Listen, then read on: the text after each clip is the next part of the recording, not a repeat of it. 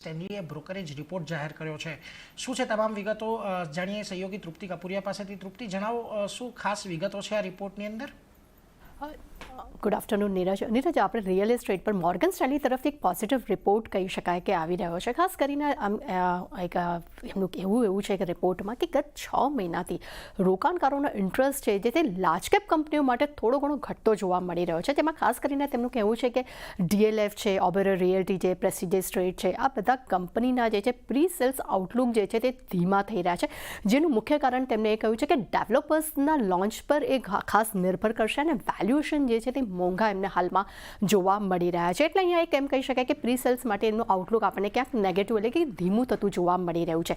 તે સાથે તેમના ત્રણેય કંપનીઓ માટે તેમને એ પણ વાત ક્લિયર કરી છે કે આ ત્રણેય જે કંપનીઓ છે તેમના જે પ્રોજેક્ટ્સ નવા લોન્ચ થશે એ કેવા પ્રકારના લોન્ચ કરે છે તેના પર પણ તે નિર્ભર રહેશે. કારણ કે આ મોટાભાગની આ બધી કંપનીઓ જે છે તે લક્ઝરી સેગમેન્ટમાં પોતાના પ્રોજેક્ટ્સ લોન્ચ કરતી હોય છે.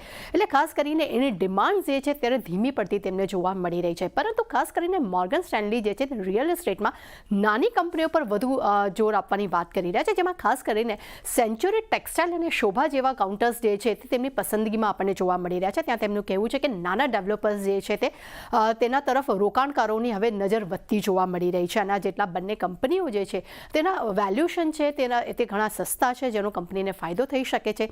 તે સાથે તેમનું એ પણ કહેવું છે કે સેન્ચુરી ટેક્સટાઇલ અને શોભાના જે વેચાણ જે છે તે વધી રહ્યું છે જેનો ફાયદો કંપનીને આવનારા સમયમાં જોવા મળી શકે છે. પરંતુ મોર્ગન સ્ટેનલીએ રિટેલ વર્સિસ ઓફિસ વચ્ચે પણ પોતાનો રિપોર્ટ જાહેર કર્યો છે. જેમાં તેમનું કહેવું છે કે ઓફિસ સ્પેસની જગ્યા પર હવે રિટેલ આઉટલેટ પર વધુ અત્યારે પસંદગી જોવા મળી રહી છે કે રોકાણકારો પણ રિટેલ આઉટલેટ પર વધુ હવે પોતાની ખરીદી તરફ વળી રહ્યા છે. તે સાથે તેમનું એ પણ કહેવું છે કે વેલ્યુએશન જે છે તેના સંદર્ભમાં ફિનિક્સ મિલ્સ કરતાં ખાસ કરીને નેક્સસ તરફ પસંદગી અત્યારે વધુ જોવા મળી રહી છે. તે સાથે તેમનું એ પણ કહેવું છે કે ગોદરેજ પ્રોપર્ટી તેમના ટોપિક્સ પર અત્યારે જોવા મળી રહ્યા છે. તેનું કારણ એ છે કે તેમનું કહેવું છે કે હાલમાં કંપનીના માર્જિન્સ થોડા નબળા છે અને તેમનો ફ્લો જે છે તેમાં પણ થોડી ઘણી ચિંતા છે.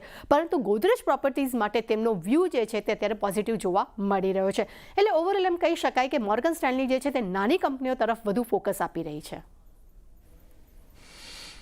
નાની કંપનીઓ તરફ વધુ ફોકસ આપી રહી છે. આભાર તૃપ્તિ, અમારી સાથે જોડાઈને સમગ્ર વિગત આપવા બદલ.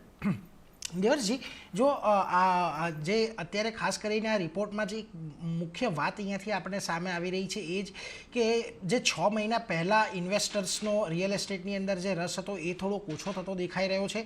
અને બીજું કે FY24ના ચોથા ક્વાર્ટરની અંદર કે ત્રીજા ક્વાર્ટરની અંદર કે ઓવરઓલ FY24માં રિયલ એસ્ટેટનો જે ગ્રોથ આવ્યો છે એટલો ગ્રોથ કદાચ નહીં આવે, ગ્રોથ થોડોક ધીમો પડે એવી અપેક્ષા છે.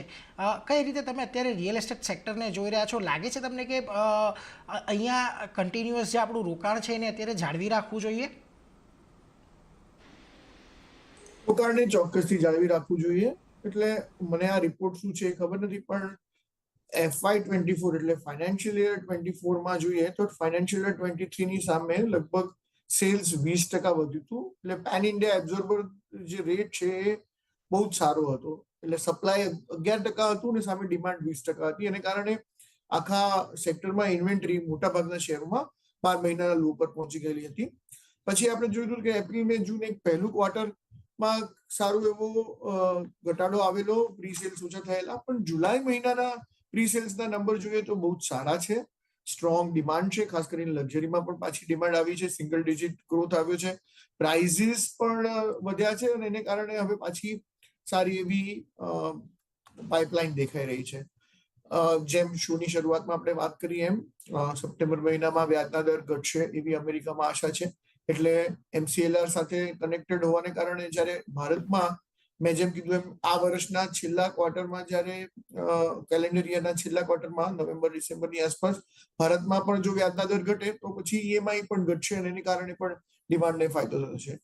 એટલે થોડું હીટ વેવ અને ઇલેક્શનને કારણે મોલમાં બધામાં થોડું ફૂટફોલ ઓછું થયું હતું, પણ એ બધું ટેમ્પરરી હતું. મને લાગે છે કે લોંગ ટર્મ તો હજી પણ આ સેક્ટરમાં ઇન્વેસ્ટેડ રહેવું જોઈએ. DLF, બ્રિગેડ કે ઓબેરોય રિયલ્ટી જેવા કંપનીઓમાં અહીંયાથી પણ મને 10% 15%, 20%ની અપસાઇડ આ વર્ષના અમારા ટાર્ગેટમાં બાકી લાગે છે.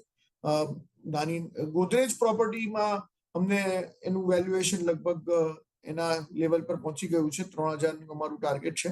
2900ની આસપાસ ટ્રેડ કરે છે. ત્યાં આગળ કઈ બહુ મોટી અપસાઇડ અમને લાગતી નથી. ઓકે, તો રિયલ્ટી એઝ અ સેક્ટર માટે આ વ્યૂ બનતો દેખાઈ રહ્યો છે, ખાસ કરીને DLF